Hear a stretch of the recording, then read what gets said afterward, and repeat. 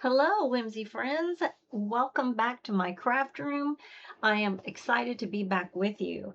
If some of you, if you watch me regularly, you know that I was on an epic vacation. I was away from home for 2.5 weeks.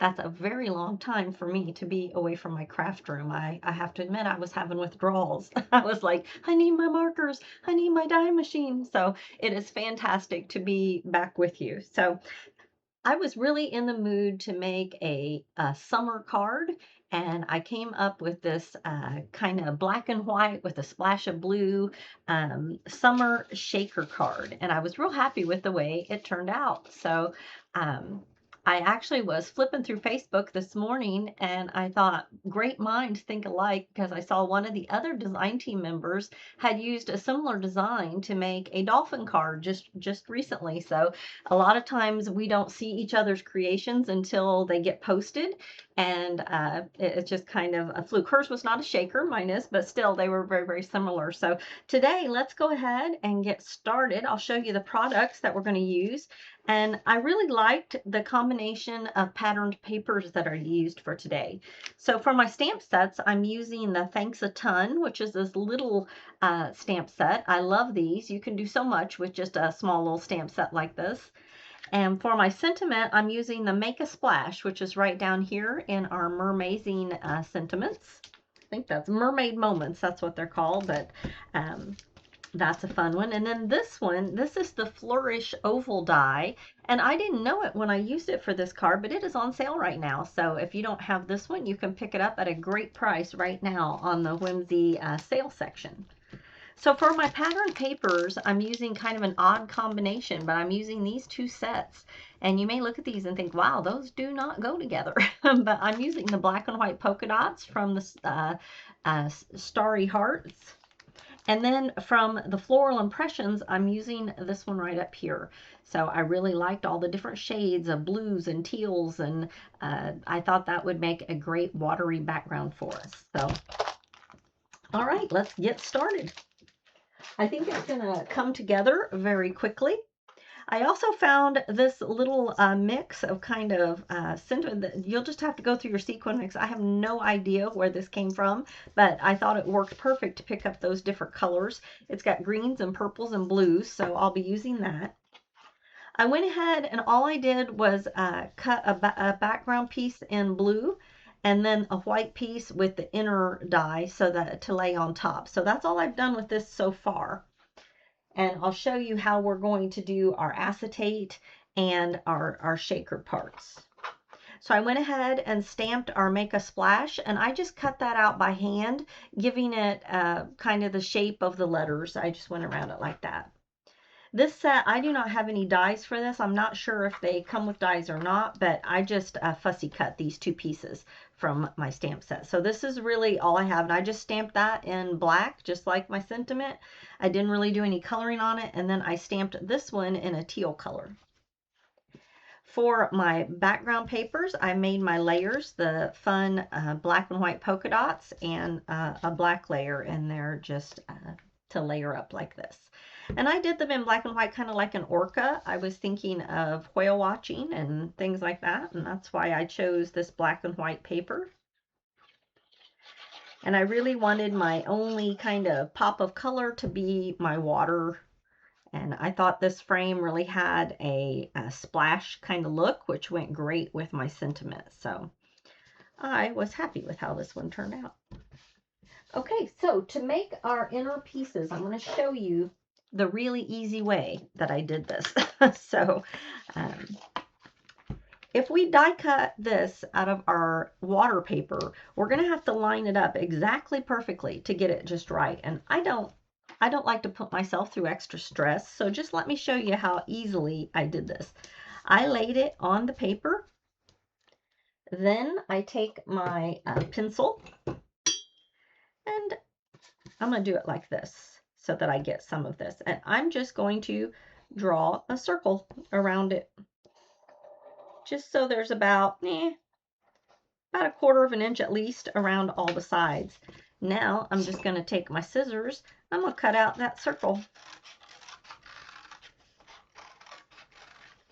And I know if I keep it, you know, within the 1/4 inch, that it's going to fit pretty well behind my image here, or behind my circle. So this way I can glue it down. Move that out of the way. I can glue it down here and feel pretty good that when I put this on, I'm going to do it this direction, that I'm going to be able to center this easily on my card. So that's how I do that. And I'm going to do the exact same thing. I lost my, oh, there it is, hiding under my scissors. I'm going to do the exact same thing with the acetate. So let me find my acetate sheet that I have laying here. And you can see here the circle where I cut the last one. And we're going to do a similar thing. So I'm going to take this piece, I'm going to lay it right here, and this is the edge of my acetate right here and right here. And I'm just going to kind of draw myself, I'm going to have to get my pen because my pencil doesn't draw well on this, but I'm just going to kind of draw myself a circle around this piece.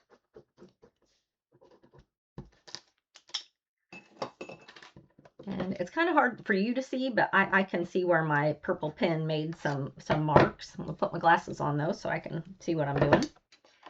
And I'm just going to cut around my purple marks.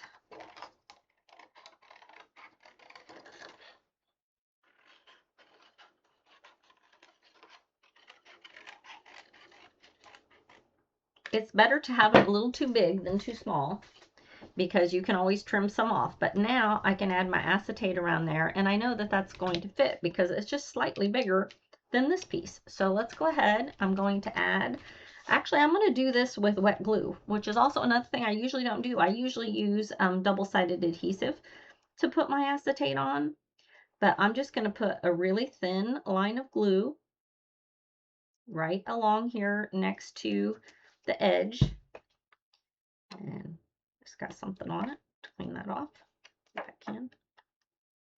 Okay, there we go. And now I'm just gonna lay that down, and I'm gonna take a couple of my larger blocks and just set them right there on top. So I probably should have done that before I did this, that way we could do it while it was drying there, but that is how I very quick and easily make my pieces. So easy peasy. So now just going to take this, and because I made it a little bigger, we shouldn't have any troubles. And I'm just going to put that down here in the center of my paper.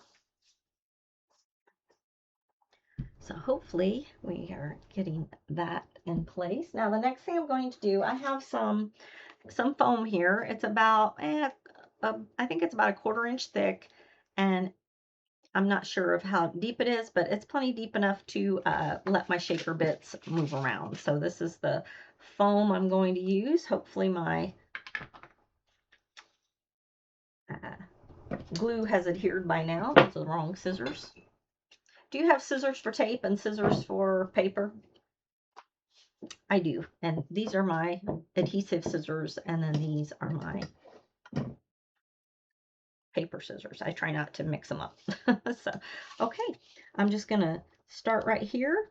And this foam is real easy to just kind of turn and make it go around in a circle. So I'm just going to curve that around. That way we have no breaks and stops, and that'll be good for us. Bring that right up to there. A little too big. There we go. Right, before we put that down, I'm going to take some of my shaker bits here, and these have some little round beads in there that will roll away. So I'm just going to try to keep those all in there. I think I want a bit more over here. There we go. Not much left, but that's all right. And now I'm going to remove that. And we're going to add our shaker window. Press it down real well. And voila, there we go. Not a fast and easy way to make a shaker card. I like easy. Can't go wrong with easy. So I'm going to take my little water spout here, my splash, and I'm going to add this right here above my whale.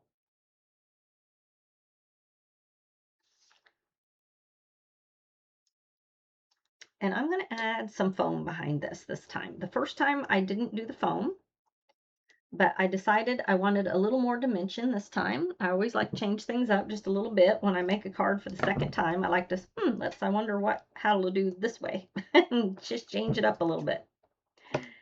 So we're gonna go ahead, put some on his tail. And I'm also going to put a little bit down here on his fins and up here in our little water spouts. What do you call that? Spray? Splash? I'm not sure what you call that. It's what comes out of their blowhole. All right, so this will go right here. I'm going to kind of angle it like he's coming up. And now I'm going to put some foam here on our sentiment as well.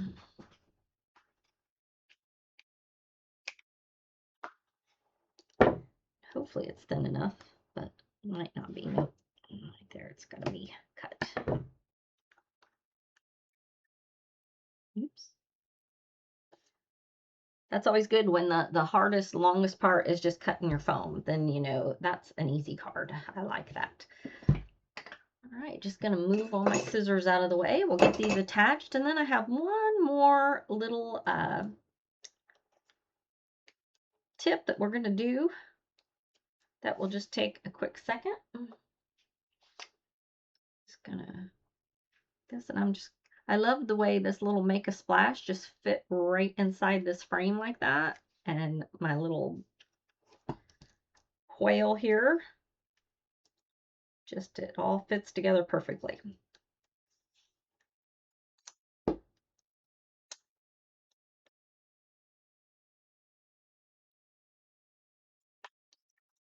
And I thought this would even work as like a graduation card. Yeah. All right, just gotta position that right like that. Now, one thing that's kind of fun to do, and I have a few, I don't know what that is, a few colored discs here that I'm going to use, multicolored, and we're going to glue these to the outside of my acetate. So that way when all your shaker bits fall to the inside, if you've got just a few glued on the outside, it kind of gives the illusion that you're still seeing some. And also that patterned paper underneath kind of helps achieve the same thing. So, all right, just like that. Having that, and instead of just a solid color under there, having, you know, the variation in that paper helps add movement back there. So, all right, there we go. 2 shaker cards ready to go, and I think they turned out great. I love the combination of the black polka dot paper with a splash of blue. I was very happy with how this one turned out. So all of these products will be listed below my video, and I appreciate so much you stopping by and checking it out. If you're interested in any of those, you can pick those up at whimsystamps.com. So thank you so much. I look forward to crafting with you again very soon. Have a great day. Bye-bye.